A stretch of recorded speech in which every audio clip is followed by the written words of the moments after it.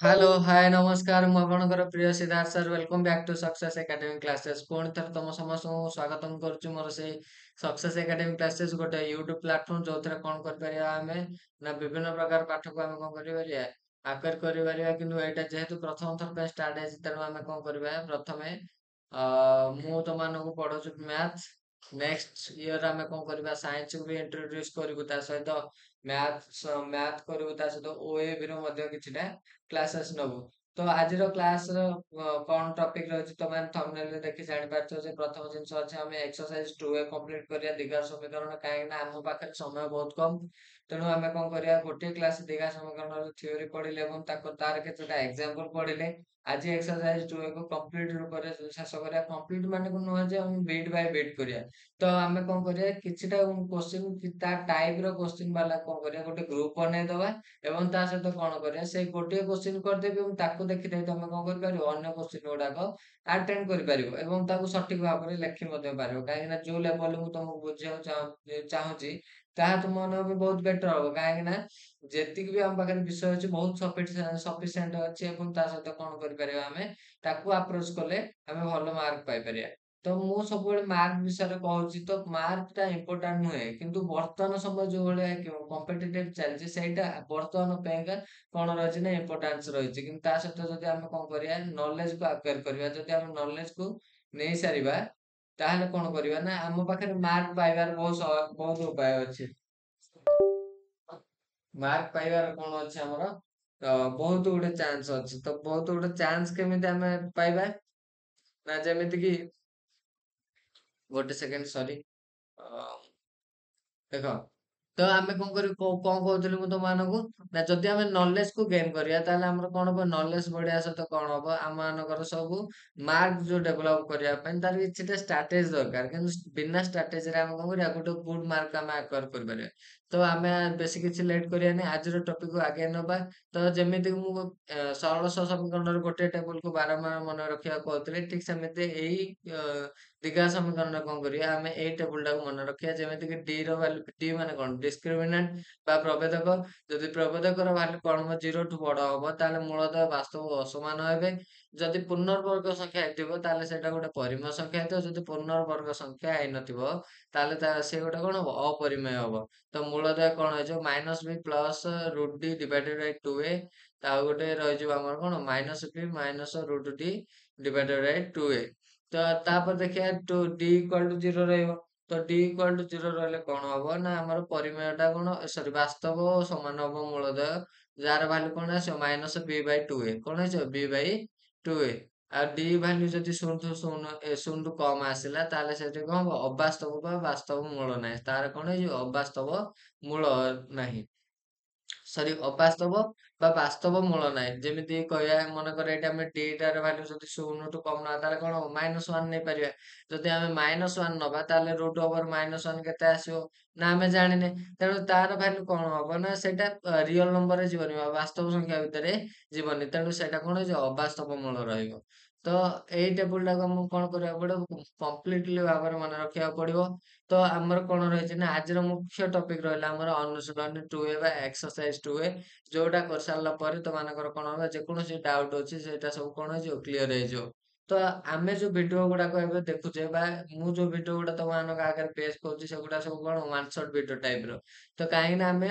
ବହୁତ ଲେଟ ରେ ମୋର କ୍ଲାसेସ୍ ୟୁଟ୍ୟୁବ ରେ ମୁଁ ଷ୍ଟାର୍ଟ କଲି ତାପରେ କଣ ରହିଛି ନା ମଝିରେ ବହୁତ ଗୋଟେ ଛୁଟି ମଧ୍ୟ ରହିଗଲା ଏବଂ ତା ସହିତ ତମମାନଙ୍କର ସପୋର୍ଟ ବି ଦରକାର ମୁଁ ଜାଣିଛି ତମେ ମାନେ ମତେ ବହୁତ ସପୋର୍ଟ କରିବ ଏବଂ ଯୋଉମାନେ ପ୍ରିଭିୟସ ଭିଡିଓ ଗୁଡା ଦେଖିନାହାନ୍ତି ଯାଇ ଦେଖିଦିଅ ଏବଂ ବୁଝିବାକୁ ସହଜ ହେବ ତମମାନଙ୍କୁ ତ ଆଜିର ଟପିକରେ ଅନୁଶୀଳନୀ 2A ର କଣ କରିବା ଆମେ ପ୍ରଥମେ ସର୍ଟ କୋଶ୍ଚିନ୍ ଦେଖିବା ତାପରେ ଆମେ ଯାଇ କଣ କରିବା ସବଜେକ୍ଟିଭ କୋଶ୍ଚିନ୍ ବା ଲଙ୍ଗ ଟାଇପ କୋଶ୍ଚିନ୍ ଆମେ ଆଟେଣ୍ଡ କରିବା ତ ପ୍ରଥମ କୋଶ୍ଚିନ୍ କଣ ଅଛି ନା ନିମ୍ନଲିଖିତ ଉକ୍ତି ଗୁଡିକ ଥିବା ତ୍ରୁଟିକୁ ସଂଶୋଧନ କରି ଲେଖ ତ X square minus 4x plus 4 equal to 0 ସମୀକରଣ ମୂଳଦୟ ବାସ୍ତବ ଭିନ୍ନ ତ ବାସ୍ତବ ଭିନ୍ନ କେତେବେଳେ ହେଇଥାଏ ନା ଡି ର ଭାଲ୍ୟୁ କଣ ହେଇଥିବ ଶୂନଠୁ ଯେତେବେଳେ ବଡ ହବ ବାସ୍ତବ ଭିନ୍ନ ବା ବାସ୍ତବ ଅସମାନ କେତେବେଳେ ହବ ଡି ର ଭାଲ୍ୟୁ କଣ ହବ ଶୂନଠୁ ବଡ ହବ ତେଣୁ ଡି ର ଭାଲ୍ୟୁ କେତେ ଆମେ ବି ସ୍କୋୟାର ମାଇନସ 4ac ତ ବି ର ଭାଲ୍ୟୁ କେତେ ଏଠି -4 ଏବଂ 4 ଇଣ୍ଟୁ ଏ ର ଭାଲ୍ୟୁ 1 ଏବଂ ସି ର ଭାଲ୍ୟୁ 4 ତ କଣ ହେଇଯିବ -4 ର ସ୍କୋୟାର ହେଲେ କେତେ 16 କଣ ହେଇଗଲା 16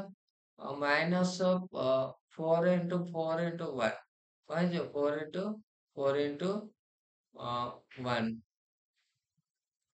4 into 1 ତାହେଲେ କେତେ ହେଇଗଲା 16 ମାଇନସ 16 ଇକ୍ୱାଲ ଟୁ 0 ତେଣୁ d ଇକ୍ୱାଲ ଟୁ 0 d ର ଭାଲ୍ୟୁ 0 ହେଇଗଲେ ତାର କଣ ହେଇଯିବ ଭାଲ୍ୟୁ ଟା କେତେ ଆସିବ ଆମର ନା ମୂଳଦୟ କଣ ହେଇଯିବେ ମୂଳଦୟ ଆମର ହେଇଯିବ ଯେ କଣ ନା ବାସ୍ତବ ଓ ସମାନ ହେଇଯିବ କଣ ହେଇଯିବ ବାସ୍ତବ ଓ ସମାନ ହେବେ ତେଣୁ ଅସମାନ ଟା କଣ ହବ ଭିନ୍ନ ଟା କଣ ହବ ଏଠି ସମାନ ହେଇଯିବ କଣ ହେଇଯିବ ଏଇଟା ଭିନ୍ନ ଟା କଟିକି ସମାନ ହେଇଯିବ ତ ନେକ୍ସଟ କ୍ୱେଶ୍ଚନ ଦେଖ x square minus 5x plus 6 equal to 0 ରେ କଣ ହେଲା ସମୀକରଣର ପ୍ରଭେଦକ ହେଲା 2 ତ କଣ କହ b ସ୍କ୍ୱାର ମାଇନସ 4ac ସୂତ୍ର ପକେଇଦ ତ b ସ୍କ୍ୱାର କେତେ ଅଛି ମାଇନସ 5 ର ସ୍କ୍ୱାର କେତେ 25 25 ମାଇନସ କେତେ ହେଇଯିବ 6 ଗୁଣନ 4 ଗୁଣନ 1 କେତେ ହେଇଗଲା 24 25 ମାଇନସ 24 କେତେ ହେଇଗଲା 1 ହେଇଗଲା ତ 1 ଭାଲ୍ୟୁ କେତେ ହେଲା ପ୍ରଭେଦକ 2 ର ଭାଲ୍ୟୁ କେତେ ହେଲା ପ୍ରଭେଦକ ଭାଲ୍ୟୁ ଟା କେତେ ଆମର 1 ତେଣୁ ଏଇଟା ଦୁଇଟାକୁ କାଟିକି ଆମେ କଣ କରିବା 1 କରିବା ଏଇଟା ସଂଶୋଧନ କରିବାକୁ ଅଛି ତମକୁ ଯଦି ପଚାରେ କୋଉ ଉକ୍ତିଟି ଭୁଲ କୋଉ ଉକ୍ତିଟି ଠିକ ତାହେଲେ ତମେ ଏଇଟା ଏଇ ହିସାବରେ ବାହାର କରିକି ଲେଖିପାରିବ ତାପରେ ଆସିଲା ଗୋଟେ ସମୀକରଣର ମୂଳଦୟର ସମଷ୍ଟି ଏଇଟା ଆମର ଡାଇରେକ୍ଟ ସୂତ୍ରଟା ଆମେ କଣ କରିପାରିବା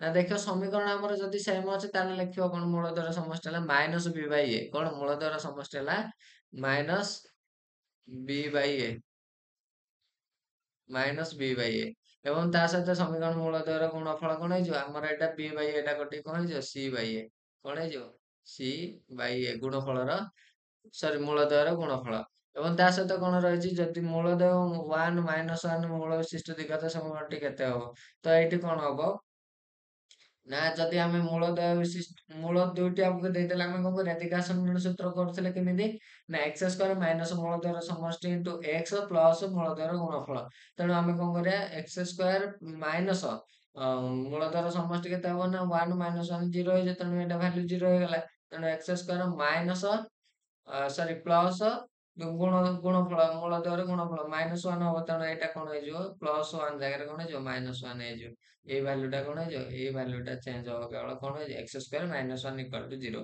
ତାପରେ x ସ୍କ୍ୱାର ଇକ୍ୱାଲ ଟୁ 0 ଦ୍ୱିଘାତ ସମୀକରଣ ମୂଳ ସମାନ ନୁହନ୍ତି ମୋର ସମାନ ନୁହନ୍ତି ସମାନ ଅଟେ କାହିଁକି କହିଲ କାହିଁକି ନା ଏଟା x ସ୍କ୍ୱାର ଇକ୍ୱାଲ ଟୁ 0 ହେଲେ x ଇକ୍ୱାଲ ଟୁ 0 ଯଦି ଆମେ ଦେଖିବା ଆଲଜେବ୍ରିକ ହିସାବରେ ବୀଜଗାଣିତିକ ହିସାବରେ କଣ ରହୁଥିଲା ନା ଯଦି x ସ୍କ୍ୱାର ଇକ୍ୱାଲ ଟୁ 4 ହଉଥିଲା x ର ଭାଲ୍ୟୁ କଣ ହଉଥିଲା ପ୍ଲସ ମାଇନସ 2 ରହୁଥିଲା ତେଣୁ ଶୂନ ଏକ ସ୍ୱତନ୍ତ୍ର ସଂଖ୍ୟା ତେଣୁ ତାର ଶୂନ ଟା କଣ ପ୍ଲସ ନାହିଁ କି ମାଇନସ ନାହିଁ ତେଣୁ ଶୂନ ହବ ତାର କଣ ମୂଳଦୟ ସମାନ ଅଟେ ତାପରେ ଦେଖିବା 3x square minus 2x minus 1 equal to 0 ମୂଳଦୟର ସମଷ୍ଟି ମାଇନସ 3/2 ତ କଣ ହବ ମାଇନସ ଆମେ ଜାଣିଛେ ଯେ ମୂଳଦୟର ସମଷ୍ଟି ସୂତ୍ର କଣ ମାଇନସ b ବାଇ ଏ ତେଣୁ ଏଠି b କିଏ ମାଇନସ 2 ଏବଂ ଏର ଭାଲ୍ୟୁ କେତେ 3 ତେଣୁ ମାଇନସ 2/3 ହୋଲ ଇଣ୍ଟୁ ମାଇନସ କଣ ହେଇଯିବ ମାଇନସ ମାଇନସ 2/3 ହେଇଗଲେ କେତେ ହେଇଯିବ 2/3 କଣ ହେଇଯିବ 2/3 2/3 ତାପରେ ରହିଲା 3x square minus 2x minus 1 equal two ସମୀକରଣ ମୂଳଦୟର ଗୁଣଫଳ କେତେ ତ ଏଇଟା c ବାଇ ଏ ଏଟା c ର ଭାଲ୍ୟୁ କେତେ ଅଛି ମାଇନସ 1 ତେଣୁ ଏଇଟା କଣ ହେଇଯିବ ମାଇନସ 1/3 କଣ ହେଇଯିବ ମାଇନସ 1/3 ତ 1 ନମ୍ବର କ୍ୱେଶ୍ଚନ ତମେ ଭଲ ଭାବରେ ବୁଝିପାରୁଛ ତୁମର ତାକୁ ଖାଲି ପ୍ରଭେଦକ ଗୁଣଫଳ ଏବଂ ମୂଳଦୟର ସମଷ୍ଟି ଉପରେ ନିର୍ଭର କରୁଛି ପ୍ରାୟ ତ ପ୍ରଭେଦକରେ କଣ ହଉଛି ନା d ର ଭାଲ୍ୟୁ ଯଦି b ସ୍କ୍ୱାର ମାଇନସ 4ac କଣ ହେଇଗଲା ଶୂନଠୁ ବଡ ହେଇଗଲା ତାହେଲେ ପୂର୍ଣ୍ଣବର୍ଗ ସଂଖ୍ୟା ଯଦି ହୁଏ ତାହେଲେ ସେଠି କଣ ହବ ନା ତମର ମୂଳଦୟ ବାସ୍ତବ ଏବଂ ଅସମାନ ହେବେ ସରି ପରିମେୟ ସଂଖ୍ୟା ଅସମାନ ହେବେ ଏବଂ ଯଦି d ର ଭାଲ୍ୟୁ ଟା ପୂର୍ଣ୍ଣବର୍ଗ ସଂଖ୍ୟା ନ ହୁଏ ତାହେଲେ କଣ ହେଇଯିବ ଶୂନଠୁ ବଡ ହେଇ ପୂର୍ଣ୍ଣବର୍ଗ ସଂଖ୍ୟା ନ ହୁଏ ତାହେଲେ ସେଇଟା ଗୋଟେ କଣ ହେଇଯିବ ଅବାସ୍ତବ ସଂଖ୍ୟା ଓ ତା ସହିତ କଣ ହବ ଅସମାନ ରହିବ ବା ସରି ବାସ୍ତବ ସଂଖ୍ୟା ହବ କିନ୍ତୁ ଅପରିମେୟ ସଂଖ୍ୟା ହବ ଅପରିମେୟ ସଂଖ୍ୟା ଅସମାନ ଏବଂ d ର ଭାଲ୍ୟୁ କଣ ହବ ଯଦି 0 ହେଲା ତାହେଲେ ବାସ୍ତବ ଓ ସମାନ ହେବ ଏବଂ ମୂଳଦୟ କଣ ହେଇଯିବ ମାଇନସ b ବାଇ 2a ରହିବ ଏବଂ ଯଦି d ର ଭାଲ୍ୟୁ ଶୂନଠୁ କମ ରହିଲା ତାହେଲେ କଣ ହେଇପାରିବ ଆମେ ଅବାସ୍ତବ ଅର୍ଥାତ କଣ ହେଇଯିବ ବାସ୍ତବ ମୂଳ ରହିବ ନାହିଁ ତ 1 ନମ୍ବର କ୍ୱେଶ୍ଚନ ସର୍ଟ କ୍ୱେଶ୍ଚନ ତମର ସେଇ ଅନୁସାରେ କେବଳ ରହିବ d ର ଭାଲ୍ୟୁ କାଢିବା ପାଇଁ ଦବ ଏବଂ ତା ସହିତ କଣ ରହିବ ଗୁଣଫଳ ଏବଂ ମୂଳଦୟର ସମଷ୍ଟି ଓ ମୂଳଦୟର ଗୁଣଫଳ ବିଷୟରେ ହିଁ ପଚାରିବ ଆଉ କିଛି ତମର ଏକ୍ସାମ ରେ ପଚାରିବନି ସେତିକି ହିଁ ତାର କ୍ୱେଶ୍ଚନ ଅଛି ଆଉ ଯଦି ତମକୁ କଣ ଦେଇଦବ ମୂଳଦୟ ଦେଇଦବ ଏବଂ ସେମାନଙ୍କର ଗୋଟେ ଦ୍ୱିଘାତ ସମୀକରଣ ସୃଷ୍ଟି କରିବା ପାଇଁ ଦବ ତ ଆମ ପାଖରେ କଣ ରହିଲା 4 ପ୍ରକାର କ୍ୱେଶ୍ଚନ ରହିଲେ ଏଇ 4 ପ୍ରକାର କ୍ୱେଶ୍ଚନ ଅନୁସାରେ କଣ କରିବା ସବୁ ତକ ସର୍ଟ କ୍ୱେଶ୍ଚନ କରିପାରିବା ଯେମିତି କି ଏଇଠି 2 ନମ୍ବର କ୍ୱେଶ୍ଚନ କଣ ରହିଛି ନା ଗୋଟିଏ ଦ୍ୱିଘାତ ସମୀକରଣ ମୂଳଦୟ 3 ମାଇନସ 5 ର ସମୀକରଣଟି ନିର୍ଣ୍ଣୟ କର ତ ମନେକର ଦୁଇଟି ଆମର ସମୀକରଣ ଦୁଇଟି ମୂଳଦୟ ଆମର ବାହାରିଛି କଣ ନା ଆଲଫା ଗୋଟେ ବାହାରିଛି ଆଲଫା ମନେକର ଆମେ ନେଇଗଲେ କେତେ 3 ଏବଂ ବିଟା କେତେ ନେଇଗଲେ -5 ଯଦି ଆମେ ଆଲଫା ପ୍ଲସ ବିଟା କରିବା କେତେ ହବ -2 ହେଇଯିବ ତ ମୂଳଦୟର ସମଷ୍ଟି କେତେ ହେଇଗଲା ସରି ମୂଳଧର ସମଷ୍ଟି କେତେ ହେଲା 3 3 ମାଇନସ 5 ହେଲେ କେତେ ହେଲା ଆମର -2 ହେଇଗଲା। ତେଣୁ -2 ହେଇଗଲେ କଣ ହେଇଯିବ ମୂଳଧର ସମଷ୍ଟି ରହିଲା ତା ସହିତ ଆମେ କଣ କରିବା ତା ଗୁଣି ଦବା କଣ ହେଇଯିବ ନା -15 ହେଇଯିବ। ତ ଆଲଫା ପ୍ଲସ ବିଟା କେତେ ହେଲା -2 ଏବଂ ତା ସାଙ୍ଗରେ ରହିଲା କେତେ ଗୁଣଫଳ କେତେ ରହିଲା ଆମର -15। ତ ଆମେ ଏବେ କଣ କରିବା ଆମେ ଜାଣିଛେ ଯେ ତାର ସୂତ୍ର ଅନୁସାରେ ପକେଇଦବା ଯେ X square minus alpha plus ବିଟାର ହୋଲ into X plus alpha beta. ତ ଆଲଫା ପ୍ଲସ ବିଟା କେତେ -2 ଏବଂ ଆଲଫା ବିଟା କେତେ -15। ତାହେଲେ କଣ କରିବା X square minus into -2 into X plus -15 କଣ ହେଇଯିବ ନା ଏକ୍ସ ସ୍କ୍ୱାର ଲେଖି ଦଉଛି X square minus of minus ରହିଲେ କେତେ ହେଇଯିବ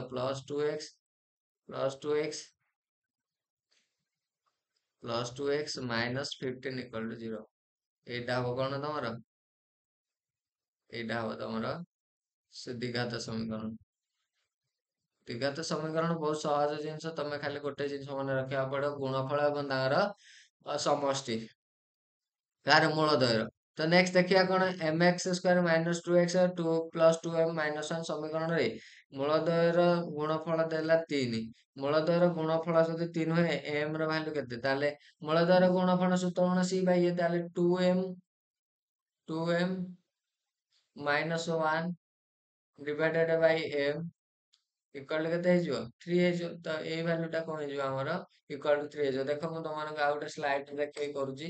ତ କଣ ହେଇଯିବ ନା ଦେଖ ଏଠି ଦେଇଦେଲା କଣ ହେଇଥିଲା c ବାଇ a ତେଣୁ 2m minus 1 divided Bai m equal to 3 କଣ ହେଇଯିବ ଇକ୍ୱାଲ ଟୁ 3 ଦେଇଦେଇଛି ଗୁଣଫଳ ଏତିକି। ତାପରେ କଣ କରିବ ଆମେ କଣ କରିବା ଏଇଟା ହରିକି ଅଛି ଏପଟକୁ ଆସିଲେ କଣ ହେଇଯିବ ଗୁଣି ହେଇଯିବ ତେଣୁ 2m ମାଇନସ 1 କଣ ହେଲା 2m ମାଇନସ 1 ଇକ୍ୱାଲ ଟୁ କଣ ହେଇଗଲା 3m ଏବଂ ଯଦି 2m ଟାକୁ କଣ କଲି ଏପଟକୁ ଆଣିଲେ କଣ ହେଇଯିବ ମାଇନସ ହେଇଯିବ ତେଣୁ m ର ଭାଲ୍ୟୁ କେତେ ହେଇଯିବ m ର ଭାଲ୍ୟୁ ହେଇଯିବ -1 କେତେ ହେଇଯିବ m ର ଭାଲ୍ୟୁ ହେଇଯିବ -1 ବୁଝିହେଲା ତ।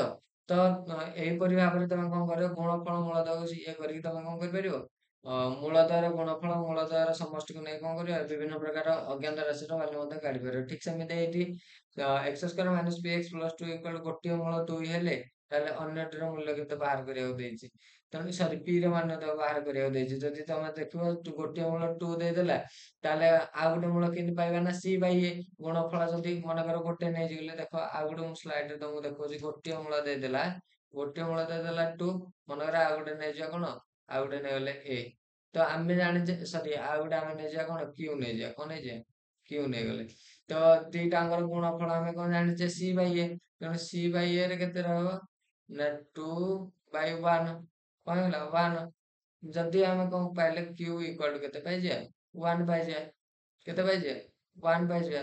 ତାପରେ ମୂଳଦୟର ସମଷ୍ଟି କରିଦବା କେତେ ମୂଳଦୟର ସମଷ୍ଟି କେତେ ହେଇଯିବ 2 ପ୍ଲସ 1 ଇକ୍ୱାଲ ଟୁ କେତେ ହେଇଯିବ ପି ହେଇଯିବ ଇକ୍ୱାଲ ଟୁ କେତେ ହେଇଯିବ ପି ହେଇଯିବ।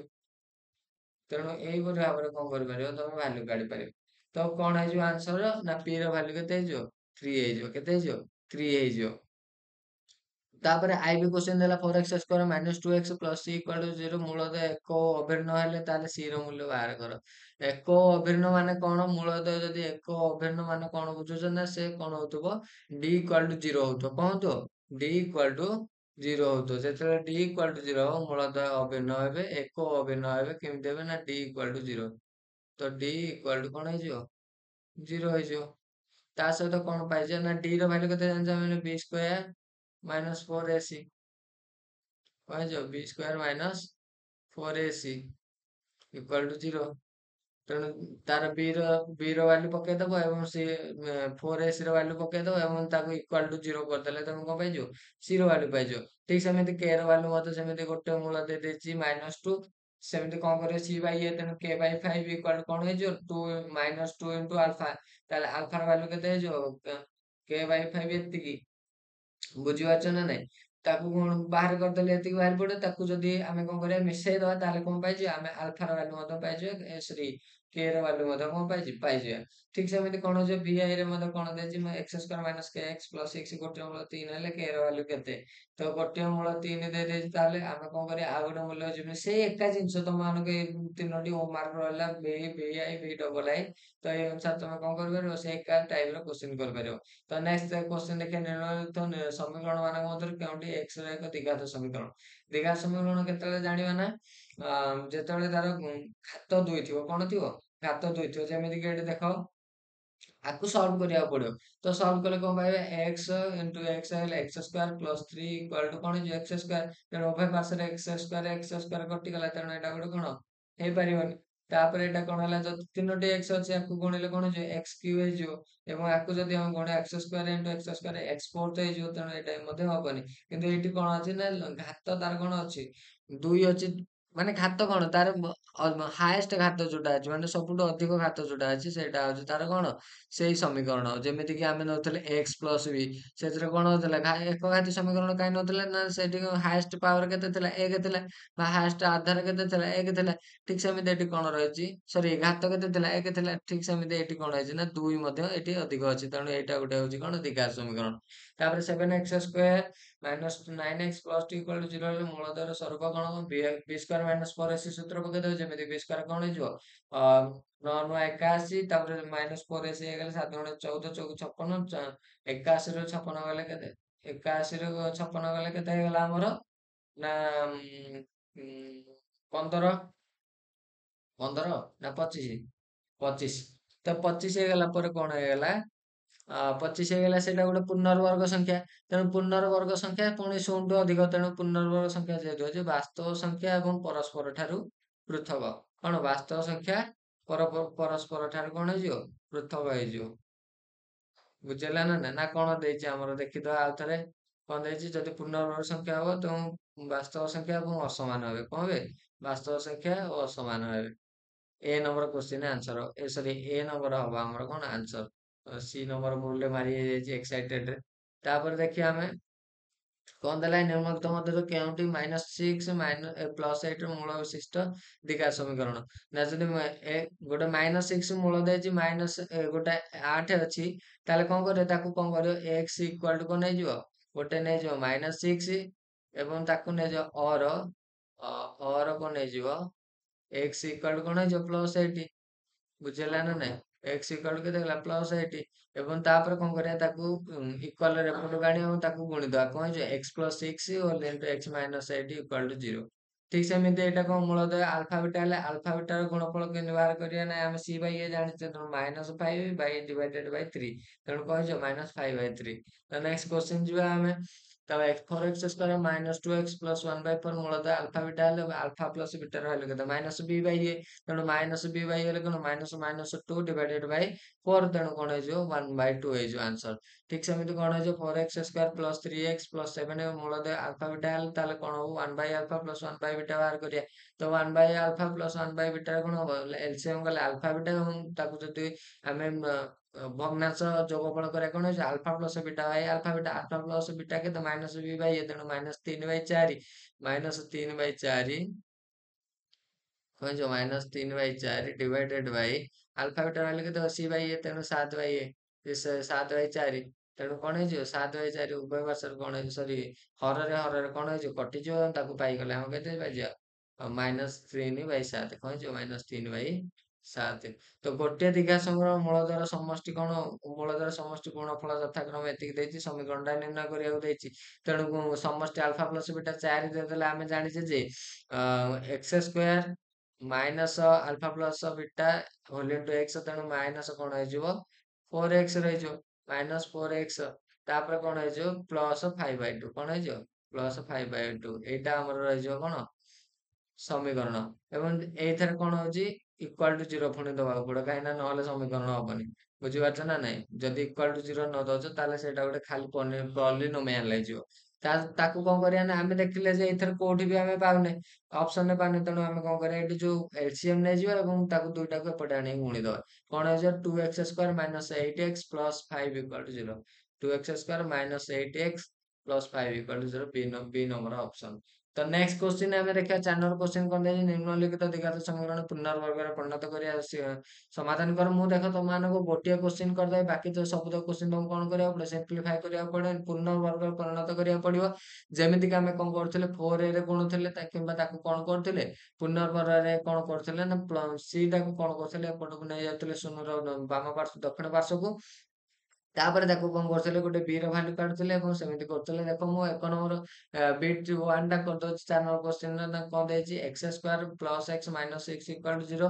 ତେଣୁ ଏଠି c କେତେ -6 ଅଛି ଏପଟକୁ ଆସିଲେ କଣ ହେଇଯିବ +6 ହେଇଯିବ x square plus x equal to କଣ 6 ହେଇଗଲା।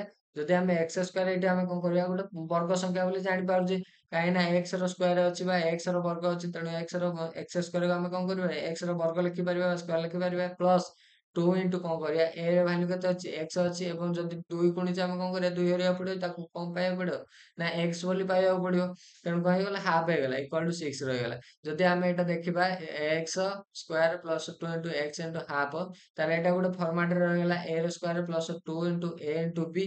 ତେଣୁ b ଯଦି 1/2 ହେଲେ ତାହେଲେ b ସ୍କ୍ୱାର ଆମକୁ କଣ କରିବାକୁ ପଡିବ ମିଶେଇବାକୁ ପଡିବ। ତେଣୁ ଏ ପାର୍ଶ୍ୱରେ ମଧ୍ୟ ମିଶେଇବା ସେଇ ପାର୍ଶ୍ୱରେ ମଧ୍ୟ ମିଶେଇବା ସମତୁଲ କରିବା ପାଇଁ ସମୀକରଣଟାକୁ ବଜାୟ ରଖିବା ପାଇଁ। ତାହେଲେ ଏଇ ସବୁ ତକର ଭାଲ୍ୟୁ ଆମେ କଣ ପାଇଛେ x ପ୍ଲସ୍ 1/2 ର ହୋଲ୍ ସ୍କ୍ୱାର ଇକ୍ୱାଲ୍ ଟୁ କଣ ହେଇଯିବ 1/2 ର ହୋଲ୍ ସ୍କ୍ୱାର କେତେ ଆସିବ 1/4। ତେଣୁ 6 ପ୍ଲସ୍ 1/4 ଇକ୍ୱାଲ୍ କେତେ ହେଲା 25/4। ଯଦି x ପ୍ଲସ୍ 1/2 ର ହୋଲ୍ ସ୍କ୍ୱାର କେତେ ଦେଲେ 25/4 ତାହେଲେ x ପ୍ଲସ୍ 1/2 ର ଭାଲ୍ୟୁ କେତେ ଆସିଯିବ ଆର ରୁଟ୍ ଓଭର 25/4 ର ରୁଟ୍ ଓଭର ତାହେଲେ ପ୍ଲସ୍ ଅର ମାଇନସ୍ 5/2। ତାହେଲେ ଯଦି ଆମେ କଣ କରିବା x ର ଭାଲ୍ୟୁ କାଢିବା ତାହେଲେ କଣ ହେଇଯିବ ପ୍ଲସ୍ 1/2 ଟା ଏପଟେ ଆସିଲେ କଣ ହେଇଯିବ ମାଇନସ୍ 1/2 ପ୍ଲସ୍ ଅର ମାଇନସ୍ 5/2। ତାହେଲେ x ର ଭାଲ୍ୟୁ କଣ ହବ ଗୋଟେ ପ୍ଲସ୍ ର ବାହାରିବ ଗୋଟେ ମାଇନସ୍ ର ବାହାରିବ ଯେମିତି କି x ର ଭାଲ୍ୟୁ ଗୋଟେ ଆସିଲା 2 ଏବଂ ଆଉ ଗୋଟେ ଭାଲ୍ୟୁ ଆସିଲା କେତେ -3।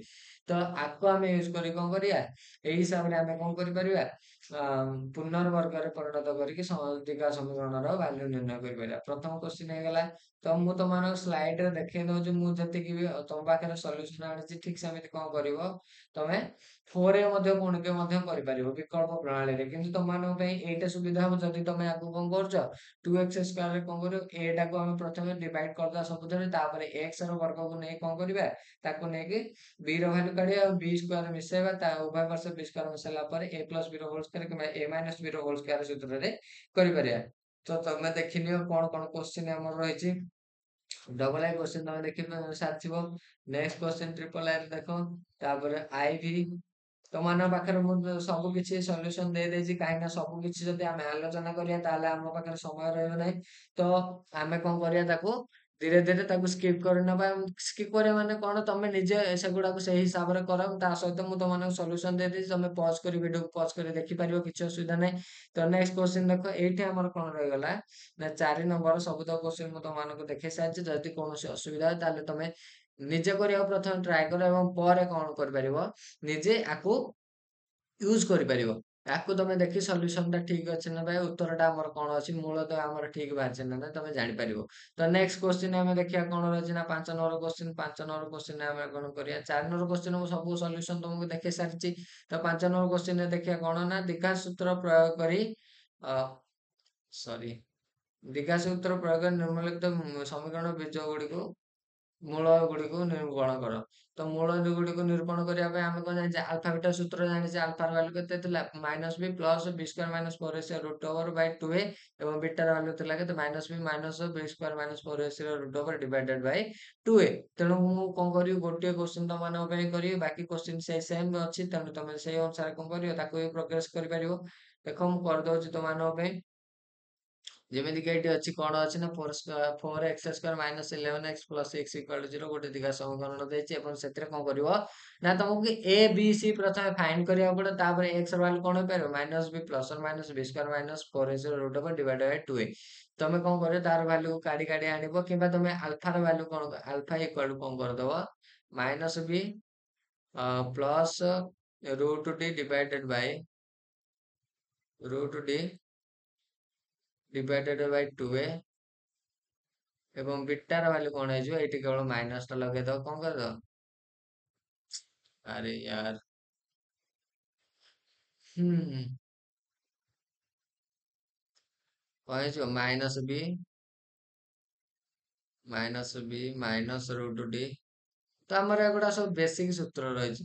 ତ ବେସିକ ସୂତ୍ର କଣ ହଉଥିଲା minus B minus root divided by 2a। ତ ଏଇଟାକୁ ଆଉ ଥରେ ଭଲ ଭାବରେ ଲେଖିଦବା। କଣ ଅଛି ଡାକ ଡାକ ଡାକ ଡାକ ଡାକ ଡାକ ଡାକ ହେଇଗଲା। ତ ଆମ ପାଖରେ କଣ ରହିଗଲା, ଆମ ପାଖରେ ଦିଟା ସୂତ୍ର ରହିଗଲା, ଆଲଫାର ଭାଲ୍ୟୁ ବିଟାର ଭାଲ୍ୟୁ ମୂଳତଃ ବାହାର କରିପାରିବା। ଯେମିତି କି ଏଠି ଦେଇଦେଇଛି ଏ ର ଭାଲ୍ୟୁ କେତେ ଅଛି 4 ଅଛି, ବି ର ଭାଲ୍ୟୁ -11 ଅଛି ଏବଂ ସି ର ଭାଲ୍ୟୁ 6 ଅଛି। ତ ଏକ୍ସ ର ସୂତ୍ର ଅନୁସାରେ କଣ କଲେ minus plus minus B square minus 4ac root over divided by 2a। ତ ମାଇନସ ଅଫ ମାଇନସ ବି କଣ sorry minus of -11 plus minus -11 square minus 4 into 4 into 6 ର root over divided by 2 into 8। ଏ ର ଭାଲ୍ୟୁ କେତେ ଅଛି 4 ଅଛି, ତେଣୁ 2 into 4। ତେଣୁ କଣ ହେଇଗଲା ଟୋଟାଲ ଭାଲ୍ୟୁ ପାଇଗଲେ 11 ମାଇନସ ମାଇନସ ପ୍ଲସ ହେଇଯିବ 11 ପ୍ଲସ ମାଇନସ 121। 11 ସ୍କୋୟାର ହେଲା 121 ମାଇନସ 4 ଚଉକୁ 16 16 96 ରୁଟ ଓଭର ହେଇଗଲା କେତେ ହେଇଗଲା 25 25 11 plus minus root over 25 11 plus minus 5। ଯାହାର ଭାଲ୍ୟୁ କଣ କରିପାରିବ ତମେ, ଗୋଟେ ପାଇବ 16/8 ଆଉ ଗୋଟେ ପାଇଯିବ 6/8। ଗୋଟେ ହେଇଯିବ 2 ଆଉ ଗୋଟେ ହେଇଯିବ କଣ 3/4। ଯଦି ତାକୁ ଆମେ କଣ କରିବା ଲଘିଷ୍ଠ ଉପାୟରେ କରିବା। ତ ଠିକ ସେମିତି ତମେ କଣ କରିବ ଯୋଉ ଗୁଡାକ ଠିକ ଏମିତି ଦେଖ ଡବଲ ବିଟ ରେ କହନ୍ତି ବିଟ ଡବଲ ରେ କଣ ଆସିଛି ଆମର ସେକେଣ୍ଡ ରେ ଆସିଛି 2x - 1 ହୋଲ ଇଣ୍ଟୁ x - 2। ଯେତେବେଳେ ଏଇ ପ୍ରକାର ଥିବ ସେତେବେଳେ କଣ କରିବ ତାକୁ ଗୁଣିବ ଏବଂ ତାକୁ ଗୋଟେ ଦିଘା ସମୀକରଣ ପରିଣତ କରିବ। ଏ ବି ସି ର ଭାଲ୍ୟୁ କାଢିବ। ତାପରେ କଣ କରିବ ସୂତ୍ର ପକେଇବ minus B plus minus B square minus 4ac root over divided by 2a। ତ ମୁଁ ତମମାନଙ୍କ ଆଗରେ ସବୁ ତକ କରିଦେଇଛି। ଦେଖ ଏଇ ସ୍ଲାଇଡ ରେ ମୁଁ 4ଟି ଦେଇଦେଇଛି ତମମାନଙ୍କ ପାଇଁ। ନେକ୍ସଟ କ୍ଲାସ ସ୍ଲାଇଡ ରେ ମଧ୍ୟ କଣ ଅଛି ତମମାନଙ୍କ ପାଇଁ 3ଟି ଅଛି ଏବଂ ବାକି ଲାଷ୍ଟ ଟା କଣ କରିଛି ମୁଁ ତମମାନଙ୍କୁ ହୋମୱାର୍କ ଦେଇଛି। କଣ କରିଛି ହୋମୱାର୍କ ଦେଇଛି। ତମେ କଣ କରିପାରିବ ସେ ଲାଷ୍ଟ ଟାକୁ କଣ କରିବ ନିଜେ କରିବ। ଯେମିତି କି 2x - 1 x - 2 ରେ କଣ କରୁଥିଲେ ପ୍ରଥମେ ଗୁଣିଲ ତାପରେ ଯାଇକି ଏ ଭାଲ୍ୟୁ ଟା କାଢିଲ ଏ ବି ସି ର ଭାଲ୍ୟୁ କାଢିଲ ଏବଂ x ର ମୂଳ ନିର୍ଣ୍ଣୟ କଲ। ଠିକ ସେମିତି କଣ କରିବ x - 5 x + 5 x - 5 = 39 ଅଛି। ତେଣୁ x ସ୍କୋୟାର ମାଇନସ ଏଇଟା ତମେ ଜାଣିଛ a + b whole into a - b ହେଲେ a square minus b square. ତେଣୁ x ସ୍କୋୟାର ମାଇନସ 5 ସ୍କୋୟାର ହେଲେ କଣ ହେଇଯିବ x ସ୍କୋୟାର ମାଇନସ 25 କଣ ହେଇଯିବ 25 ହେଇଯିବ। ଏଟା ବେଶୀ କିଛି ନାହିଁ, ତମେ ଡାଇରେକ୍ଟ ମତେ କଣ କରିପାରିବ ବାହାର କରିପାରିବ। x square minus 25 equal to କଣ ହେଇଗଲା 39 ରହିଲା।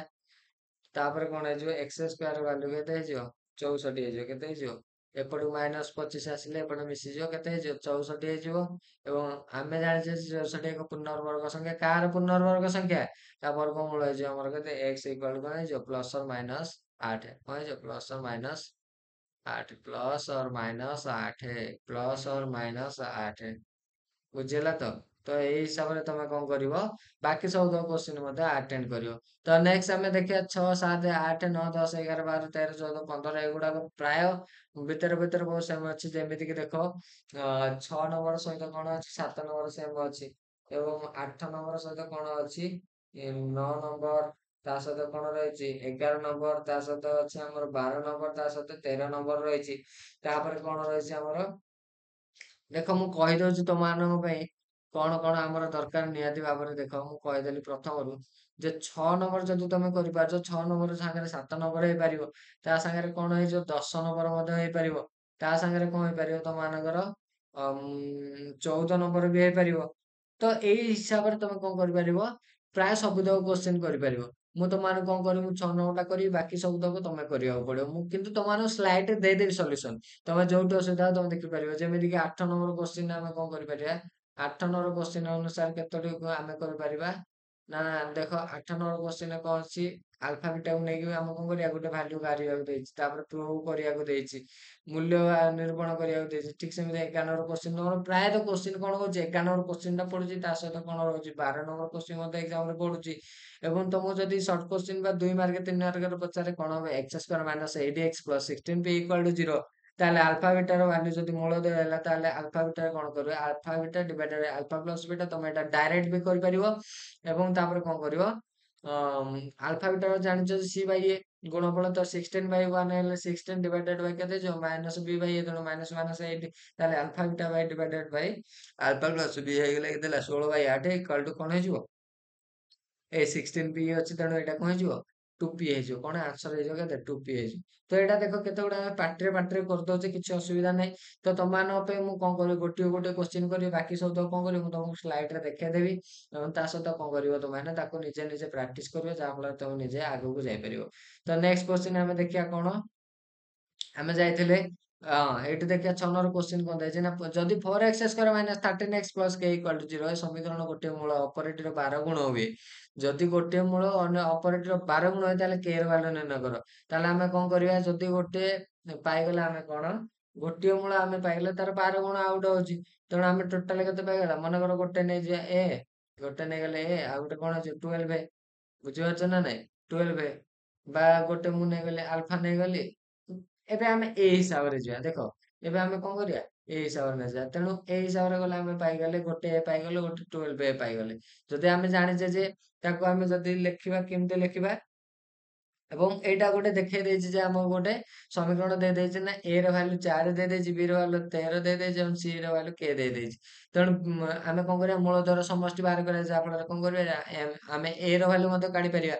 ଯେମିତି ମୂଳଧର ସମଷ୍ଟି ଆମେ ମାଇନସ ବି ବାଇ ଏ କରୁଛେ ତେଣୁ କଣ ହେଇଯିବ ମାଇନସ ବି ବାଇ ଏ କଣ ହେଇପାରିବ ନା ଏ ଦିଟାକୁ ମିଶିଲା ପରେ କଣ ହେଇଯିବ ମାଇନସ ବି ବାଇ ଏ ହବ କେତେ ହବ ମାଇନସ ବି ବାଇ ହେଲେ କେତେ ହେଲା 13/4 କେତେ ହେଇଗଲା 13/4 13/4 ମିଶେଇଦବା ଯଦି ଏ ପ୍ଲସ 12 ହେଲେ କେତେ ହେଲା 13 ତେଣୁ ଉଭୟ ପାର୍ଶ୍ୱରେ କଣ ହେଇଯିବ 13 କଟିଗଲା ତେଣୁ କେତେ ହେଇଗଲା ଏ ର ଭ୍ୟାଲୁ କେତେ ହେଇଗଲା 1/4 ହେଇଗଲା ଏ ର ଭ୍ୟାଲୁ 1/4 ଠିକ ସେମିତି ମୂଳଧର ଗୁଣଫଳକୁ ନେଇକି ଆମେ କଣ କରିବା ସି ବାଇ ଏ ତେଣୁ ଏଇଟା ଭୁଲ ଦେଇଦେଇଛି ସି ବାଇ ଏଇଟା ମାଇନସ ସି ବାଇ ଏ ନୁହଁ ତ କଣ ହେଇଯିବ କେ ବାଇ 4 ଇକ୍ୱାଲ କଣ ହେଇଯିବ 12 ସ୍କୋୟାର ତ 12 ସ୍କୋୟାର କଣ ହେଇଯିବ କେ ବାଇ 4 ତାପରେ କଣ ହେଇଯିବ 12 ଇଣ୍ଟୁ 1/4 କେତେ ହେଇଯିବ ସ୍କୋୟାର ହେଇଯିବ। ତାପରେ ପାଇଛେ କେ ର କଣ କରିବା 1/a ଜାଗାରେ ଏ ର ଯୋଉ 12 ଏ ସ୍କୋୟାର ଆମେ ଚାହିଁଲେ ଆମେ ଏ ପାଇଯାଇଛେ 1/4 ତେଣୁ ଏ ଜାଗାରେ କଣ କରିବା 1 ର ସ୍କୋୟାର 1/4 ର ସ୍କୋୟାର କରିଦବା ଏବଂ ଯାହା ଫଳରେ କେ ର ଭ୍ୟାଲୁ ପାଇଯିବା। ତ ଠିକ ସେମିତି କଣ ହେଇଯିବ 16 k equal to 48 equal to କଣ ହେଇଯିବ that implies k equal to କଣ ହେଇଯିବ 3 ହେଇଯିବ। ତେଣୁ k ର ମାନ 3 ହେଲେ ସମୀକରଣର ଗୋଟିଏ ମୂଳକ ଅପରେଟର 12 ଗୁଣ ହେଇଯିବ। ତ ଏଇ ହିସାବରେ ଆମେ କଣ କରିବା ସବୁ କୋଶ୍ଚିନ୍ କରିବା ତ 7 ନମ୍ବର କୋଶ୍ଚିନ୍ ମଧ୍ୟ ସେଇ ସମାନ ହବ କେମିତି କରିବ ନା ଗୋଟିଏ ମୂଲ୍ୟ ଯଦି ଅନ୍ୟ 3 ଅଧିକ ହେଲା ଗୋଟେ ନେଇଯିବା ଆଲଫା ଗୋଟେ ନେଇଯିବା ଆଲଫା ପ୍ଲସ 3 ଯଦି ଆମେ ତାକୁ ମିଶେଇଦବା କଣ ଯେ 2 ଆଲଫା ପ୍ଲସ 3 ମାଇନସ ବି ବାଇ ଏ କରିଦବା ଯାହା ଫଳରେ ଆମେ କଣ ପାଇଯିବା ତାର ଗୋଟେ ଆଲଫାର ଭ୍ୟାଲୁ ଆମେ ପାଇଯିବା ତା ସହିତ କଣ ଆମେ ପାଇଯିବା ଯଦି ତାକୁ ଗୁଣନ କରିଦବା ବା ସେଇ ଆଲଫାର ଭ୍ୟାଲୁ ଟାକୁ କଣ କରିବା ସେଇ ଇକ୍ୱେସନରେ ଆମେ ପୁଟ୍ କରିଦବା ତାହେଲେ ଆମେ କଣ କରିବା ପି ର ଭ୍ୟାଲୁ ମଧ୍ୟ ପାଇଯିବା କଣ ପାଇଯିବା ପି ର ଭ୍ୟାଲୁ ମଧ୍ୟ ପାଇଯିବା। ତ 8 ନମ୍ବର କୋଶ୍ଚିନ୍ ମଧ୍ୟ ଦେଖ ଏଇଟା ହଉଛି ତମାନଙ୍କ ପାଇଁ ଇମ୍ପୋର୍ଟାଣ୍ଟ କାହିଁକି ନା ବାକି ସବୁ ତ କୋଶ୍ଚିନ୍ ତମେ ଏଇ ହିସାବରେ କରିବ ନା ଦେଇଛି ଯଦି 2x square minus 5x plus 3 equal to 0 ସମୀକରଣ ମୂଳତଃ କଣ ହେଲା ଆଲଫା ଆଉ ବିଟା ହୁଏ ତେବେ ଆଲଫା ସ୍କୋୟାର ବିଟା ଏବଂ ଆଲଫା ବିଟା ସ୍କୋୟାର ମୂଲ୍ୟ ନିରୂପଣ କର। ତ ଏଇଠୁ ଆମେ ତମେ ଡାଇରେକ୍ଟ ଜାଣିପାରୁଥିବ ଯେ କଣ ଅଛି ଆଲଫା square beta plus alpha beta square ଆମେ କଣ କରିବା କମନ ନେଇଯିବା କେତେ ନେଇଯିବା ନା ଆଲଫା ବିଟା ହୋଲ୍ ଇଣ୍ଟୁ ଆଲଫା ପ୍ଲସ ବିଟା ଯଦି ଆମେ ଆକୁ ଗୁଣିତା କେତେ ପାଇଯିବା ଆଲଫା ଇଣ୍ଟୁ ଆଲଫା ହେଇଗଲେ କେତେ ଆଲଫା ସ୍କୋୟାର ବିଟା ହେଇଯିବ ଏବଂ ଆଲଫା ବିଟା ଇଣ୍ଟୁ ବିଟା ହେଇଗଲେ କେତେ ହେଇଗଲା ଆଲଫା ବିଟା ସ୍କୋୟାର ହେଇଯିବ। ତ ଏଇଠି ଆମେ କଣ କରିବା ପ୍ରଥମେ ଆଲଫା ବିଟା କାଢିବା ଦେଖ ତମମାନଙ୍କୁ ଯେତେବେଳେ ଆଲଫା ବିଟା ଟାଇପ ର କୋଶ୍ଚିନ୍ ଆସିବ ତମେ ସେତେବେଳେ ଡାଇରେକ୍ଟ କଣ କରିବ ଆଲଫା ବିଟା କାଢିବ ଆଲଫା ପ୍ଲସ ବିଟା କାଢିବ। ତ ଆଲଫା ବିଟା କାଢିଲେ ତମର କେତେ ଆସିବ ନା ସି ବାଇ ଏ ତେଣୁ ସି ବାଇ ଏ କେତେ ହେଲା 3/2 3/2 ତ ଆଲଫା ବିଟା ହେଇଗଲା 3/2 ଏବଂ ତା ସହିତ କଣ ହେଲା ଆଲଫା ପ୍ଲସ ବିଟା ହେଇଗଲା ମାଇନସ ପି ବାଇ ଏ ତେଣୁ ମାଇନସ ଇଣ୍ଟୁ ମାଇନସ 5/2 ହେଇଗଲେ କେତେ ହେଲା 5/2 ତେଣୁ ଏଇଠି କଣ ହେଲା ମୁଁ ଯଦି ତାକୁ କମନ ଆଣିଲି ଆଲଫା ବିଟା ତାପରେ କଣ ହେଲା ହୋଲ୍ ଇଣ୍ଟୁ କଣ ହେଇଗଲା ଆଲଫା ପ୍ଲସ ବିଟା ହେଇଗଲା ତେଣୁ ଆମେ କଣ କରିବା ଆଲଫା ବିଟା ଜାଗାରେ କଣ ଡାଇରେକ୍ଟ ଭ୍ୟାଲୁ କରିଦବା 3/2 ଏବଂ ଆଲଫା ପ୍ଲସ ବିଟା ଜାଗାରେ କଣ କରିଦବା 5/2 ଯଦି ଆମେ ଗୁଣିଦବା କେତେ ପାଇବା 15/4 ତ ଠିକ ଏମିତି କଣ କରିବା ଆମେ ପ୍ରତ୍ୟେକ କୋଶ୍ଚିନ୍ ଯେତେବେଳେ ଆଲଫା ବିଟା ଡାଇରେକ୍ଟ ଆମ ଆଖିରେ ପଡିଗଲା ଆମେ ଡାଇରେକ୍ଟ କଣ କରିବା ଆଲଫା ବିଟା ବାହାର କରିବା ଆଲଫା ପ୍ଲସ ବିଟା କାଢିବା ତାପରେ ଆମେ କଣ କରିବା ନା ତାର ଏମିତି ଗୋଟେ ରିଡ୍ୟୁସ ସେଇ ଫର୍ମୁଲାଟାକୁ ଏମିତି ରିଡ୍ୟୁସ କରିବା ଯାହା ଫଳରେ ଆମେ କଣ କରିପାରିବା ତାର ଭ୍ୟାଲୁକୁ ଆମେ ଆଲଫା ବିଟା ଏବଂ ଆଲଫା ପ୍ଲସ ବିଟାରେ ପ୍ରକାଶ କରିପାରିବା ଯେମିତି କି ଏଇଠି ଅଛି 9 ନମ୍ବର କୋଶ୍ଚିନ୍ ଦେଖ ତ 2x square minus 6x plus 3 equal to 0 ମୂଳରେ ଆଲଫା ବିଟା ହେଲେ ଆଲଫା ପ୍ଲସ 1 ବିଟା ପ୍ଲସ 1 ଭ୍ୟାଲୁ କେମିତି କାଢିବା ନା ପ୍ରଥମେ କଣ କରିବା ଆଲଫା ବିଟା ଏବଂ ଆଲଫା ପ୍ଲସ ବିଟା କାଢିବା ଆଲଫା ବିଟା କଣ ହେଇଯିବ ନା 3/2 ହେଇଯିବ ଏବଂ ଆଲଫା ପ୍ଲସ ବିଟା କେତେ ହେଇଯିବ 6/2 ବା 3 ବାହାରିବ ଆମ ଆନ୍ସର ତ ଗୋଟେ ପାଇଗଲେ ଆମ ମୂଳଧର ସମଷ୍ଟି 3 ଏବଂ ମୂଳଧର ଗୁଣଫଳ ପାଇଗଲେ 3/2 ତ alpha plus 1 whole into beta plus 1 ତ ଆମେ ତାକୁ ଗୁଣିଦେଲେ ପାଇଯିବା ଆଲଫା ପ୍ଲସ ବିଟା ପ୍ଲସ 1 ତେଣୁ ଆମେ ଗୋଟେ କଣ କରିବା ଆକୁ ଗୋଟେ ଟାଇପ ରେ ନେଇଯିବା ଏବଂ ଆଲଫା ବିଟାରେ ପାଇଯାଇଛେ ଆମେ କେତେ 3/2 ପ୍ଲସ 3 ପ୍ଲସ 1 ତେଣୁ ଆମେ ତାର ଭାଲ୍ୟୁ ପାଇଯିବା 11/2 ତ ଠିକ ସେମିତି କଣ ହବ ନା ସବୁ ତ କୋଶ୍ଚିନ୍ ତମେ ଆରାମ ସେ କରିପାରିବ। ତ ଏଠି ମଧ୍ୟ ସେଇ ସେମ ୱେରେ କରିବ ମୂଳଦ୍ୱୟର ଅନ୍ତର ଏବଂ ଗୁଣଫଳ ସମାନ ହେଲେ ତାହେଲେ ତମେ ସେ ଭ୍ୟାଲୁ ବାହାର କରିପାରିବ। ତେଣୁ ଆଲଫା ପ୍ଲସ ବିଟା କାଢିବ ଏବଂ ଆଲଫା ବିଟା କାଢିବ ଏବଂ ଆଲଫା ମାଇନସ ବିଟାର ହୋଲ ସ୍କୋୟାର କାଢିଦବ। ତାକୁ ରୁଟ ଓଭର କରିଦେଲେ ତମେ କଣ ପାଇଯିବ? ପି ର ଭ୍ୟାଲୁ ମଧ୍ୟ ତାପରେ କଣ ହେଇଯିବ? ଆଲଫା ମାଇନସ ବିଟା ପାଇଯିବ, ଆଲଫା ବିଟା ପାଇଯିବ। ତେଣୁ alpha minus beta equal to alpha beta କରିଦବ, ଯାହା ଫଳରେ କଣ ହେଇଯିବ? ତମେ ପି ର ଭ୍ୟାଲୁ ମଧ୍ୟ ପାଇଯିବ। ତ ନେକ୍ସଟ କ୍ୱେଶ୍ଚିନ୍ ଆମେ ଯିବା ପୁଣି ଥରେ। ତ 11 କ୍ୱେଶ୍ଚିନ୍ ଠିକ ସେମିତି 11 କ୍ୱେଶ୍ଚିନ୍ ତମମାନଙ୍କ ପାଇଁ ଇମ୍ପୋର୍ଟାଣ୍ଟ। ଯଦି ତମେ ଏକ୍ସାମ ରେ କୌଣସି କ୍ୱେଶ୍ଚିନ୍ ପାଉଛ ତାହେଲେ ଏଇ କ୍ୱେଶ୍ଚିନ୍ ତମମାନଙ୍କ ଡେଫିନାଇଟଲି ପଢିଥିବ, ମୁଁ ତମମାନଙ୍କୁ ଗ୍ୟାରେଣ୍ଟି ଦଉଛି। ଯଦି ବି ନ ପଢିଥାଇପାରେ ଆ ରିଲେଟେଡ ଗୋଟେ କ୍ୱେଶ୍ଚିନ୍ ପଢିଥିବ, ଆଲଫା କ୍ୟୁ ପ୍ଲସ ବିଟା କ୍ୟୁ ଯଦି ଏତିକି ଦେଇଛି ତ ତମେ ଏଇଠି ସମୀକରଣ ଚେଞ୍ଜ କରିଦବ ଏବଂ ଆର ଭ୍ୟାଲୁ ଚେଞ୍ଜ କରିଦବ, କିମ୍ବା alpha square plus beta square value ତମକୁ ବାହାର କରିବାକୁ ଦେଇଥିବ, ତମେ ପ୍ରମାଣ କରିବାକୁ ଦବ। ବୁଝିପାରୁଛ ନା ନାଇଁ? ତ ପୁଣି ଥରେ କଣ କରିବ? ସେଇ ସେମ ୱେ ରେ କଣ କରିପାରିବ? ତମେ ଆଲଫା ସ୍କୋୟାର ବିଟା ସ୍କୋୟାର କଣ କରିପାରିବ? ତାକୁ ତମେ କଣ କରିପାରିବ? ଆର ଭ୍ୟାଲୁ କଣ କରିପାରିବ? ନା ପ୍ରଥମେ ଆଲଫା ବିଟା କାଢିବ, ତାପରେ କଣ କରିବ? ଆଲଫା ପ୍ଲସ ବିଟା ମଧ୍ୟ ବାହାର କରିବ। ଆକୁ ଯେତେବେଳେ ତମେ ଆଣିକି ଏଲସିଏମ ନବ, କଣ ହେଇଯିବ? ଆଲଫା ସ୍କୋୟାର ଇଣ୍ଟୁ ବିଟା ସ୍କୋୟାର ଉପରେ କଣ ହେଇଗଲା? କଣ ହେଇଗଲା? ଆଲଫା ସ୍କୋୟାର ପ୍ଲସ ବିଟା ସ୍କୋୟାର ହେଇଯିବ। ସେତେବେଳେ କଣ ହେଇଯିବ? ଆଲଫା ସ୍କୋୟାର ବିଟା ସ୍କୋୟାର ଆମେ ଲେଖିପାରିବା ନା ଆଲଫା ବିଟାର ହୋଲ ସ୍କୋୟାର। ତେଣୁ ଆଲଫା ବିଟାର ଭ୍ୟାଲୁ ଆମେ ଯେତିକି ପାଇଥିବା ତାକୁ ସେଠି ପୁଟ କରିବା ଏବଂ ଆଲଫା ସ୍କୋୟାର ବିଟା ସ୍କୋୟାରକୁ ଆମେ କଣ ଲେଖିପାରିବା? ଆଲଫା ପ୍ଲସ ବିଟାର whole square minus 2 alpha beta. ତେଣୁ ସେଇଠି କଣ ହେଇଯିବ? ଆମେ ସେଇ ଭ୍ୟାଲୁକୁ ପକେଇଦେଲେ ସେଠି ଆମେ ପାଇଯିବା କଣ? 1 by alpha square plus 1 by beta square ମୂଲ୍ୟ ପାଇଯିବା। ତ ଆମେ କଣ କରିବା ନା ପ୍ରତ୍ୟେକଟି ସ୍ଲାଇଡ ତମମାନଙ୍କ ଆଗରେ ମୁଁ ଡେସକ୍ରାଇବ କରିନଉଛି ଏବଂ ତମେ ନିଜେ ତାକୁ କଣ କରିବ? ସଲ୍ଭ କରିବାକୁ ଚେଷ୍ଟା କରିବ। ଯେମିତି 13 ନମ୍ବର କ୍ୱେଶ୍ଚିନ୍ ଦେଇଛି, X square minus 8x plus 16 ବି। ଦେଖ ମୁଁ ଏଇଟା ତମକୁ ପାଟିରେ ପାଟିରେ କରିଥିଲି ଯେମିତି ସେମିତି ଠିକ ଅଛି, ସେଇ 2 ଆନ୍ସର ବାହାରିଛି। ତ ନେକ୍ସଟ କ୍ୱେଶ୍ଚିନ୍ ଆମେ ଯିବା। କଣ ଦେଇଛି? 14 ନମ୍ବର କ୍ୱେଶ୍ଚିନ୍ ଦେଲା ଯେ ତମମାନଙ୍କୁ ଯଦି ଏଇ ଇକ୍ୱେସନ ଟା, ଏଇ ଦ୍ୱିଘାତ ସମୀକରଣ ଟା ମୂଳଦୟ ଏକ ଅଭିନ୍ନ ହୁଏ, ତାହେଲେ ଏଇଠି ତମର ଡାଇରେକ୍ଟ ଖେଳ ରହିଲା କାହା ସହିତ? ଯେତେବେଳେ ମୂଳଦୟ ସ୍ୱରୂପ ପଚାରିବ, ମୂଳଦୟ ଏକ ଅଭିନ୍ନ ଅବାସ୍ତବ ବାସ୍ତବ, ତାହେଲେ ସେତେବେଳକୁ ତମ ମୁଣ୍ଡରେ ଡାଇରେକ୍ଟ ଆସିବ ଯେ ଏଇଟା ଡି ର ଖେଳ ହଉଛି। କଣ ହଉଛି? ପ୍ରଭେଦକର ଖେଳ ହଉଛି। ତ ବି ସ୍କୋୟାର ମାଇନସ 4ac ଡାଇରେକ୍ଟ କାଢିବ ଏବଂ ବି ସ୍କୋୟାର ମାଇନସ 4ac କୁ କଣ କରିବ? ଇକ୍ୱାଲ ଟୁ 0 କରିବ। କାହିଁକି ନା ଏଠି ଏକ ଅଭିନ୍ନ ଦେଇଛି, ତେଣୁ ଏକ ଅଭିନ୍ନ ହେଲେ କଣ ହେଇଯିବ? ଆମେ ତାକୁ 0 ସହିତ ସମାନ କରୁଥିଲେ। ତେଣୁ B square minus 4ac equal to 0 ହେଇଗଲା। ଆମେ କଣ କରିବା? ଏମ ର ଭ୍ୟାଲୁ ପାଇଯିବା। ଠିକ ଅଛି ନା? ତାକୁ ଆମେ କଣ କରିବା? ଧୀରେ ଧୀରେ ସଲ୍ଭ କରିକି କଣ ପାଇଯିବା? ଏମ ର ଭ୍ୟାଲୁ ପାଇଯିବା। ଠିକ ସେମିତି 15 ନମ୍ବର କ୍ୱେଶ୍ଚିନ୍ ମଧ୍ୟ ସେଇଭଳିଆ ଦେଇଛି। ତ ମୁଁ ଏଇଟା 15 ନମ୍ବର କ୍ୱେଶ୍ଚିନ୍ ଟା ତମକୁ ଭଲ ଭାବରେ ବୁଝିବାକୁ କହୁଛି। କାହିଁକି ନା ତ ସେଇ ଡି ର ଭ୍ୟାଲୁ କଣ ହେଇଯିବ? ବି ସ୍କୋୟାର ମାଇନସ 4ac କୁ ନେଇକି ଆମେ କଣ କରିବା? ସେଇ ଭ୍ୟାଲୁ କାଢିବା। ଏକ ଅଭିନ୍ନ ଦେଇଛି ଯେହେତୁ କଣ ହେଇଯିବ? B square minus 4ac equal to 0 ହବ। ତ ଆମେ ନେକ୍ସଟ କ୍ୱେଶ୍ଚିନ୍ କୁ ଯିବା। ନା 16 ନମ୍ବର କ୍ୱେଶ୍ଚିନ୍ କଣ ଦେଲା? ନା ଯଦି ଗୋଟେ ଦ୍ୱିଘାତ ସମୀକରଣ ମୂଳଦୟର ସମଷ୍ଟି 3 ଓ ମୂଳଦୟର ବର୍ଗର ସମଷ୍ଟି ଏତିକି ହେଲା ଯଦି, ତାହେଲେ କଣ ମୂଳଦୟ ସମଷ୍ଟି କେତେ ହେଲା? ଆଲଫା ପ୍ଲସ ବିଟା। ଆଲଫା ପ୍ଲସ ବିଟା କେତେ ଆମର ଦେଇଦେଲା? 3 ଦେଇଦେଲା। 3 ଦେଇଦେଲା ଯେହେତୁ ଆମେ ଆଉ ଗୋଟେ କଣ ଦେଇଦେଲା? Alpha square plus beta square equal to 29 ଦେଇଦେଲା। ଯଦି ଆମେ ଆଲଫା ପ୍ଲସ ବିଟାର whole square minus 2 alpha beta କଣ କରିବା? 29 କରିପାରିବା। କାହିଁକି ନା ଆମେ ଜାଣିଛେ ଯେ a square plus b square plus 2ab equal to a plus b ର ହୋଲ ସ୍କୋୟାର। ଯଦି ଆମେ ପ୍ଲସ 2ab ରୁ ମାଇନସ 2ab କରିଦବା ତାହେଲେ କଣ ହେଇଯିବ? ସେଇଟା କଣ ହେଇଯିବ? ଆମର a square plus b square ହେଇଯିବ। ତେଣୁ ଆଲଫା ପ୍ଲସ ବିଟାର whole square minus 2 alpha beta equal to 29 ଏବଂ ଆଲଫା ପ୍ଲସ ବିଟାର ଭ୍ୟାଲୁ ଆମେ ପାଇଛେ ସମଷ୍ଟି, ଆମ ମୂଳଦୟର ସମଷ୍ଟି 3 ପାଇଛେ। 3 ସ୍କୋୟାର 9 ହେଇଗଲା ଏବଂ minus 2 alpha beta equal to 29। ତାହେଲେ 2 ଆଲଫା ବିଟା କଣ ହେଇଯିବ ଆମର? ମାଇନସ 2 ଆଲଫା ହେଇଯିବ କେତେ? ମାଇନସ 20 ହେଇଯିବ। ତାପରେ ଆଲଫା ବିଟା ହେଇଯିବ ଆମର କେତେ? ମାଇନସ 10। ତାପରେ ସମୀକରଣ ଟା ଆମେ ତିଆରି କରିବା କଣ? X square minus alpha plus beta whole into x plus alpha beta equal to 0। ତ ଆମର ଇକ୍ୱେସନ ଟା ବାହାରି ପଡିବ x square minus 3x minus 10 equal to 0। ତ ପ୍ରଥମେ ତମକୁ କଣ କରିବ? ଦୁଇଟି ଜିନିଷ ତମକୁ ଦେଇଥିବ, ଆଲଫା ପ୍ଲସ ବିଟା ବାହାର କରିବାକୁ ଏବଂ ଆଲଫା ବିଟା କରିବାକୁ, ଏବଂ ତାକୁ ନେଇ କଣ କରିବ? ଯେକୌଣସି ଅଜ୍ଞାତ ରାଶିର ଭ୍ୟାଲୁ କାଢିବାକୁ ଦେଇଥିବ, ତା ସହିତ କଣ କରିବାକୁ ଦେଇଥିବ? ଏବଂ ସମୀକରଣ ତିଆରି କରିବାକୁ ଦେଇଥିବ। ବୁଝିପାରୁଛ ନା? ଠିକ ସେମିତି 17 ନମ୍ବର କ୍ୱେଶ୍ଚିନ୍ ଟା ତମର ବହୁତ ବହୁତ ଇମ୍ପୋର୍ଟାଣ୍ଟ। ଏଇ ଅନୁସାରେ ତମର ଏଇଟା ବି ମଧ୍ୟ ତମର କଣ ହେଇଥିବ? ଏକ୍ସାମ ରେ ପଢିଥିବ, ମୁଁ ଏଇଟା ତମକୁ ଗ୍ୟାରେଣ୍ଟି ଦଉଛି। ତ ପ୍ରଥମେ 11 ନମ୍ବର କ୍ୱେଶ୍ଚିନ୍ ଏବଂ 17 ନମ୍ବର କ୍ୱେଶ୍ଚିନ୍ ଏଇ ଟାଇପ ର ଏଇ ଦୁଇଟି କ୍ୱେଶ୍ଚିନ୍ ମୋର ଲାଗୁଛି ଯେ ତମମାନଙ୍କର ଏକ୍ସାମ ରେ ପ୍ରାୟତଃ ଆସିବ। ଏବଂ ତା ସହିତ ବାକି କ୍ୱେଶ୍ଚିନ୍ ଯେମିତି 18, 19, 20 ତମାନଙ୍କ ପାଇଁ ହୋମୱାର୍କ ରହିଲା। ପ୍ରାୟ ସେମ୍ ଟୁ ସେମ୍ କ୍ୱେଶ୍ଚିନ୍ ଅଛି, ତେଣୁ ମୁଁ ସେଗୁଡାକ ତମମାନଙ୍କୁ ଦେଖେଇନି ସ୍ଲାଇଡ ରେ। ତ ଆଜିର କ୍ଲାସ ଟା ତମମାନଙ୍କୁ ହୁଏତ କିଛିଟା ଅଲଗା ପ୍ରକାରର ନୂଆ ଜିନିଷ ଶିଖିବାକୁ ଦେଇଥିବ। କେବଳ କେବଳ କେବଳ ତମମାନଙ୍କର କାମ ରହିଲା କୋଉଠି? ନା ତମର ଏଇ ବକ୍ସ ପାଖରେ ଏବଂ ଗୁଣଫଳ ସୂତ୍ର ଏବଂ ଗୁଣଫଳ ଏବଂ ଯଦି ତମେ ସରଳ ସହ ସମୀକରଣ ମୁଁ ତମକୁ ବାରମ୍ବାର କଣ କରୁଥିଲି? ନା ସେଇ ତିନୋଟି କରୁଥିଲି।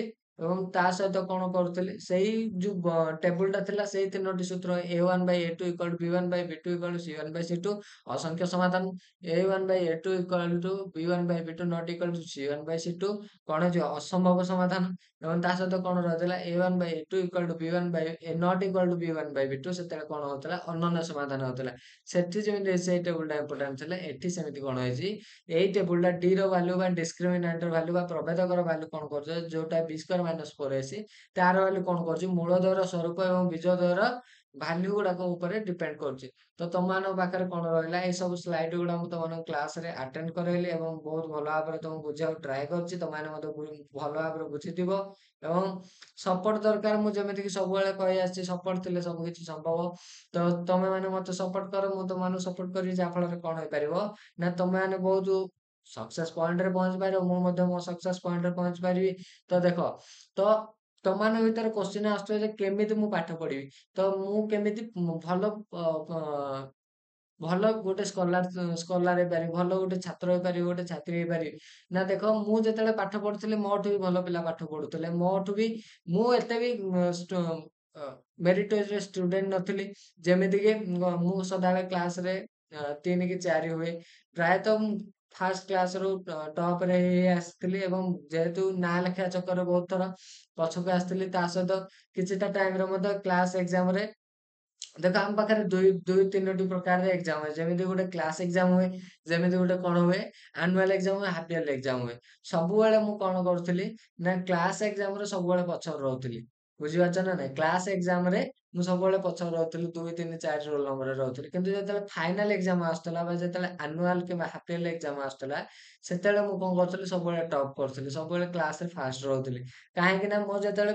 କ୍ଲାସରେ ଯେତେବେଳେ ସାର୍ ପଢଉଥିଲେ ମୋର ଗୋଟେ ସାଙ୍ଗ ଥିଲା ତ ତା ନାଁ ମୁଁ ମେନସନ କରିବିନି କିନ୍ତୁ ତଥାପି ତମମାନଙ୍କୁ କହିଦଉଛି ତା କ୍ୟାରେକ୍ଟର ଏମିତି ଗୋଟେ ଥିଲା ଯେ ସେ ଗୋଟେ ନିଜ କ୍ଲାସରେ ତାଠୁ ଭଲ ଟପର କେହି ନଥିଲେ ତ ସିଏ କଣ କରୁଥିଲା ସାର୍ ଯାହା ପଢଉଥିଲେ ବା ଆମ ଟିଚର୍ସ ଯାହା ଆମକୁ ପଢଉଥିଲେ ମ୍ୟାଡାମ ମାନେ ଯାହା ପଢଉଥିଲେ ସେ ସବୁଦିନ ତାକୁ ଯାଇ ପ୍ରାକ୍ଟିସ କରୁଥିଲା ଏବଂ ତା ସହିତ କଣ ହଉଥିଲା ନିଜେ ନିଜେ ରିଭାଇଜ କରୁଥିଲା ତ ଏଥିରେ ବି ସେ କଣ ହୁଏ ଏଇଟା ସବୁଠୁ ବେଟର ହୁଏ ଯେତେ ସେଲ୍ଫ ଷ୍ଟଡି କରିବ ଯେତେବେଳେ କଣ କରିଲ ନା ଦିନ ଯାକ ଯେତିକି ପଢା ହେଲା ନିଜେ ଆସିକି ସେତିକି ପଢିଲ କିନ୍ତୁ ମୁଁ କଣ କରୁଥିଲି ମତେ ଯେତିକି ସାର୍ ମାନେ ପଢଉଥିଲେ ମତେ ଯେତିକି ମ୍ୟାମ ମାନେ ପଢଉଥିଲେ ମତେ ଯେତିକି ମୋ ଟିଚର ମାନେ ପଢଉଥିଲେ ମୁଁ ନିଜେ ଆସିକି କଣ କରୁଥିଲି ଆଉ ଜଣଙ୍କୁ ପଢଉଥିଲି ତ ମୁଁ ଯେତେବେଳେ ଆଉ ଜଣଙ୍କୁ ପଢଉଥିଲି ସେତେବେଳେ କଣ ହଉଥିଲା ମୁଁ ଯେତେବେଳେ ଜଣକୁ ପଢଉଛି ମୁଁ ଯେତେବେଳେ ପଢେଇବି ଜଣକୁ ମୁଁ ତମକୁ ଠିକ ଷ୍ଟେଟମେଣ୍ଟ ଦେବି ନା ଠିକ ନଲେଜ ଦେବି ନା ତାହେଲେ ମତେ ପୁଣି ରେଡି ହବାକୁ ପଡୁଥିଲା ମୁଁ ସେଇ ଅନୁସାରେ ନିଜକୁ ନିଜେ ପ୍ରିପାରେସନ କରୁଥିଲି ଏବଂ ତାକୁ ଭଲ ଭାବରେ ଏକ୍ସପ୍ଲେନ କରୁଥିଲି ଆଉ ଯୋଉଠି ବି ଚୋକ୍ ଆସୁଥିଲା ଯୋଉଠି ମତେ ଅସୁବିଧା ହଉଥିଲା ସେଇଠି ମୁଁ ଜାଣିପାରୁଥିଲି ଯେ ମୁଁ ଏଇଠି ହିଁ ଚୋକ୍ ଅଛି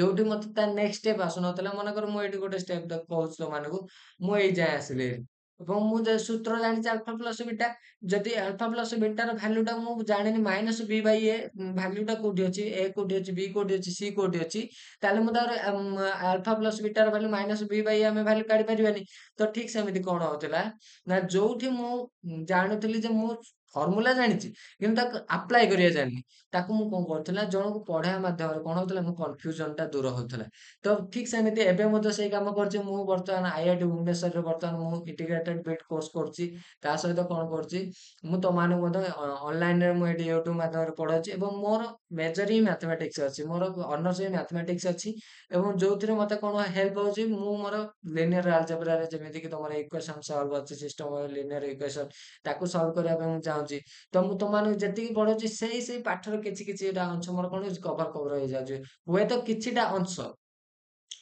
ଅଂଶ କଭର ହଉଛି କିନ୍ତୁ ମୁଁ ତମକୁ ଏଇଟା ପଢେଇବା ଦ୍ୱାରା କଣ ହଉଛି ନା ମୋର ପୂର୍ବ ପାଠ ଗୁଡାକ ମୋର କଣ ହଉଛି ରିକଲ ହେଇଯାଉଛି କଣ ହଉଛି ରିକଲ ହଉଛି ଆଜି ବି ତମମାନଙ୍କୁ ମୁଁ ଯଦି ଏବେ ୟୁଟ୍ୟୁବରେ ଡାଇରେକ୍ଟ କ୍ଲାସ କରୁଛି ତ ମୁଁ କୌଣସି ପ୍ରକାର ବହି ବି ଦେଖୁନି ମୁଁ ଷ୍ଟାର୍ଟିଂ ରୁ ବହି ଦେଖୁନି ମୁଁ ଡାଇରେକ୍ଟ ଆସିଲି ପିପିଟି ବନେଇଲି ତମମାନଙ୍କ ଆଗରେ ପ୍ରେଜେଣ୍ଟେସନ କଲି ଏବଂ ତମକୁ ପଢଉଛି କାହିଁକି ନା ସେଇ ଅନୁସାରେ ମୋର କଣ ଅଛି ନା ମୁଁ ସେତିକି କନସେପ୍ଟ କ୍ଲିୟର ହେଇଛି ଏବଂ ସେତିକି ମୋର ପ୍ରାକ୍ଟିସ ଥିଲା ଯାହା ଦ୍ୱାରା କଣ ହଉଛି ନା ମୁଁ ତମମାନଙ୍କୁ ଡାଇରେକ୍ଟ ପ୍ରେଜେଣ୍ଟେସନ କରିପାରୁଛି ତ ମୁଁ ବହୁତ ଯେତିକି ସୁନ୍ଦର ଭାବରେ ତମକୁ ବୁଝାବାକୁ ଟ୍ରାଏ କରିଛି ତ ଅନ୍ୟମାନଙ୍କୁ ମିଳିବା ଦରକାର ସେଇ ସୁଯୋଗ ତ କଣ କରିପାରିବ ତମେ ମତେ ସପୋର୍ଟ କର ମୋ ଚ୍ୟାନେଲକୁ ସବସ୍କ୍ରାଇବ କର ଲାଇକ୍ କମେଣ୍ଟ ସେୟାର କର ମୋ ସବୁ ଭିଡିଓ ଗୁଡାକୁ ଯାହାଫଳରେ କଣ ହେଇପାରିବ ଅନ୍ୟ ପିଲାମାନେ ମଧ୍ୟ ପଢିପାରିବେ ତ ଆଜିର କ୍ଲାସକୁ ଏଇଠି ଆମେ ରଖିବା ଏବଂ thank you for this lecture student see in the next class